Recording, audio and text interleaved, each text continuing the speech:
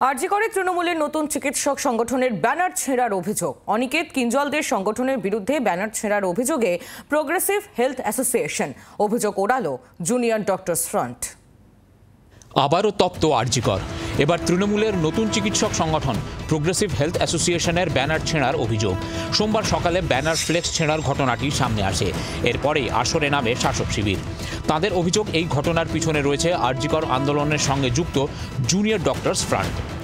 অভয়ার বিচার চাওয়ার নামে কিছু স্বার্থান্বেষী মানুষ, কিছু স্বার্থান্বেষী ডাক্তার বাবুই বলতে আমার কোনো দ্বিধা নেই, যাদেরকে আমার এই প্রেসের সামনে স্পাইনলেস বলতেও দ্বিধা নেই, যাদেরকে আমাদের কাভার্ড বলতেও আমি দ্বিধাবোধ করছি না, যারা হচ্ছে এই কিছু লোককে উস্কিয়ে আমাদের সেই ফ্লেক্সগুলোকে নষ্ট করেছে।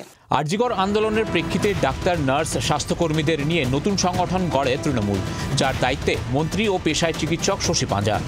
গত শনিবার সংগঠনের প্রথম বৈঠকটি হয়। এরপরে আরজিকরের কয়েকটি জায়গায় ব্যানার, পোস্টার, ফ্লেক্স লাগায় প্রোগ্রেসিভ হেলথ অ্যাসোসিয়েশন। রবিবার রাতে সেগুলি ছিঁড়ে দেওয়া হয়েছে বলে অভিযোগ, যদিও শাসক গোষ্ঠীর অভিযোগ উড়িয়ে দিয়েছে জুনিয়র ডক্টরস ফ্রন্ট।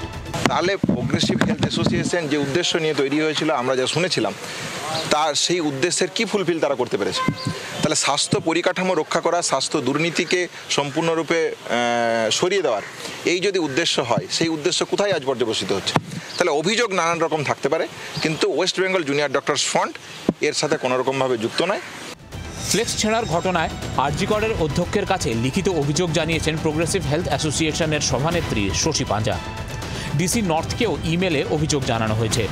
প্রকৃত দোষীদের খোঁজে হাসপাতালের সিসি ক্যামেরা ফুটেজ খতিয়ে দেখা হচ্ছে। ক্যামেরায় তরুণের সঙ্গে অর্ক ও অয়নের রিপোর্ট, জি 24 ঘন্টা। বাংলার আওয়াজ, বাঙালির আবেগ, জি 24 ঘন্টা।